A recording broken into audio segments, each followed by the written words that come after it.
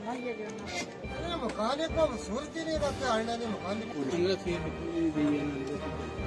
क्या गरीब आदमी अचानक क्या करते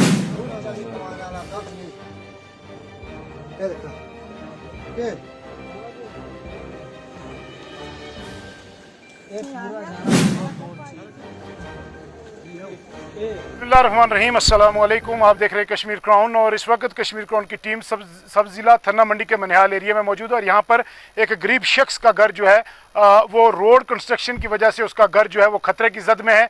और यहाँ पर बिल्कुल आप साफ देख सकते हैं। मैं कैमरामैन से गुजारिश करूँगा ये वाली जगह दिखाएँ, ये वाली जगह दिखाएँ जहाँ मोहम्मद शकील खुद खड़ा है और ये इसके घर का जो बिल्कुल दरवाजे के आगे की जगह जो है ये बिल्कुल निकल चुकी है और यहाँ पर जो है इस गरीब शख्स का नुकसान हुआ है।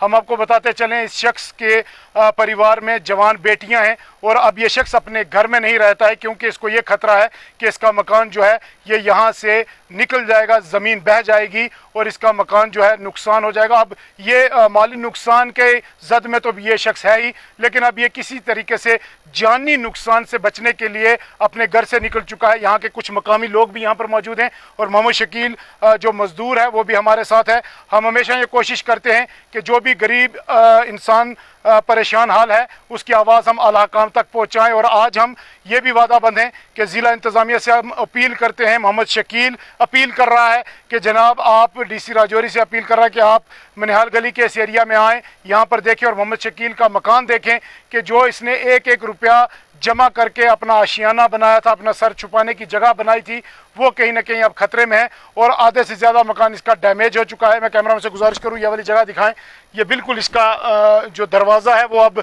निकल चुका है, यहाँ से ये पूरी ज़मीन खिसक चुकी है और ये रोड कंस्ट्रक्शन की वजह से है। धर्मराज कंस्ट्रक्शन कंपनी ने जिस तरीके से लापरवाही से काम किया है ये बिल्कुल आप साफ देख सकते हैं। यहाँ पर कोई प्रोटेक्शन वाल जो है वो नहीं दी गई, हालांकि अगर ये रेजिडेंशियल एरिया था यहाँ पर प्रोटेक्शन वाल देना बहुत ज़रूरी था। मोहम्मद शकील क्या कहेंगे आप परेशान हैं, हम समझते हैं, क्या कहेंगे आप? सर मैं बहुत परेशान हूँ क्योंकि मेरी दिहाड़ी 300 रुपये है। उस 300 रुपये में सर मैं घर भी चलाता हूँ और सर ये मकान भी बनाया था और आगे मैं क्या बताऊँ सर, आप खुद ही देख लो, आप बताओ मैं क्या कर सकता हूँ।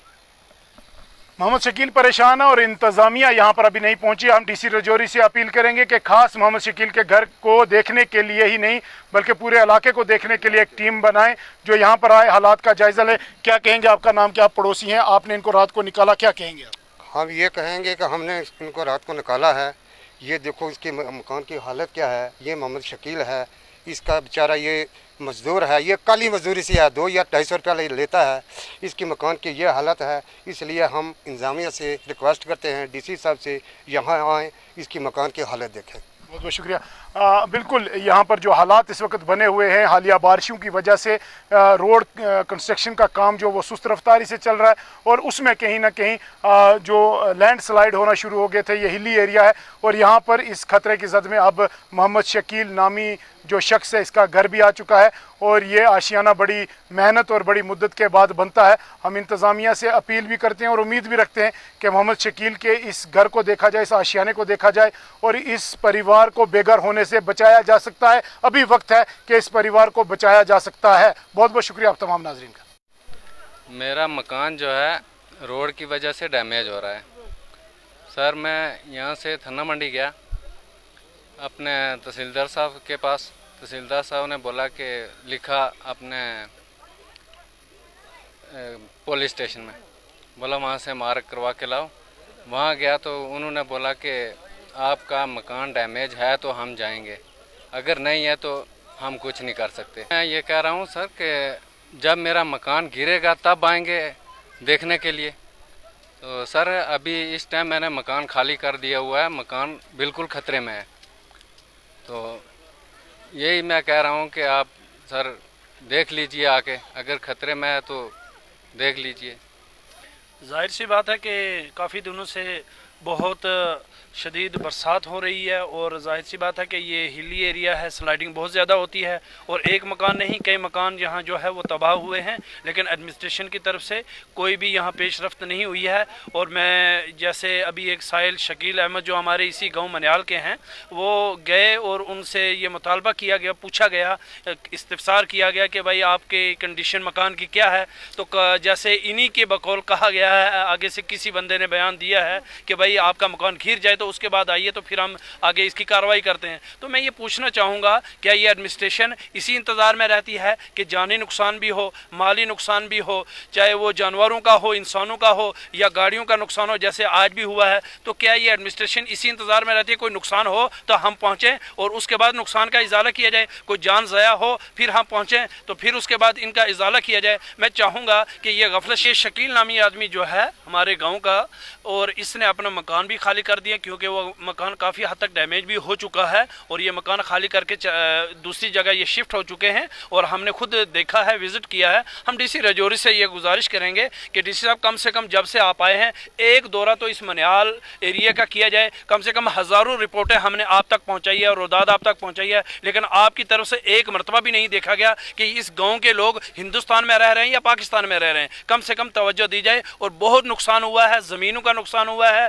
यहाँ जो फसल है उनका नुकसान हुआ है, यहाँ मकानों का नुकसान हुआ है। एडमिनिस्ट्रेशन की तरफ से बहुत लापरवाही बरती जा रही है और जब कल यहाँ बड़े हादसा होंगे तो फिर एडमिनिस्ट्रेशन को संभालना बहुत मुश्किल हो जाएगा। हूँ कि ये थन्ना मंडी से देरा गली तक जो रोड है और खासकर मनिहाल गली का जहाँ आबादी है, जहाँ ज्यादा आबादी है, ये जमीन सुबह मैंने तहसीलदार साहब से भी ये बात करी है कि पूरी मनिहाल की जो जमीन है इस रोड को इस कंस्ट्रक्शन की वजह से मकान भी जो साइडों में है वो भी ज्यादा में आए हैं और जमीन तो रेजा रेजा हो गई है, जमीन खत्म हो गई है। मैं समझता हूँ कि डीसी साहब को इस चीज में एक दो राउंड करने चाहिए थे और यहाँ देखना चाहिए था कि यहाँ ये देखिए कि ये मकान खतरे में है, ये सारे मकान, ये गाड़ियां, जिनको रोड को देखने वाला भी कोई भी नहीं है।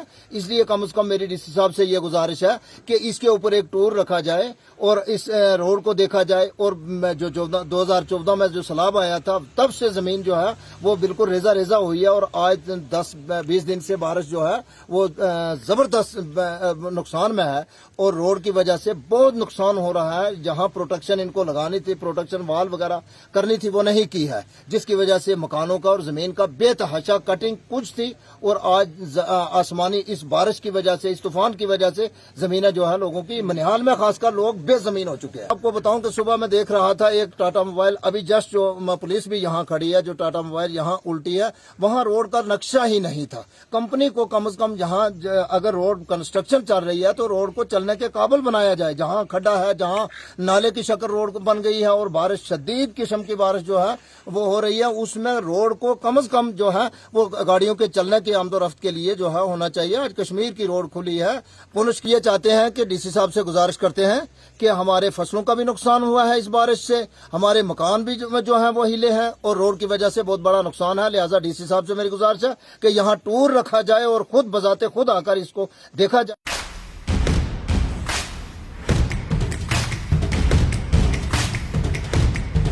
Dayanand Sagar University. Live the dream.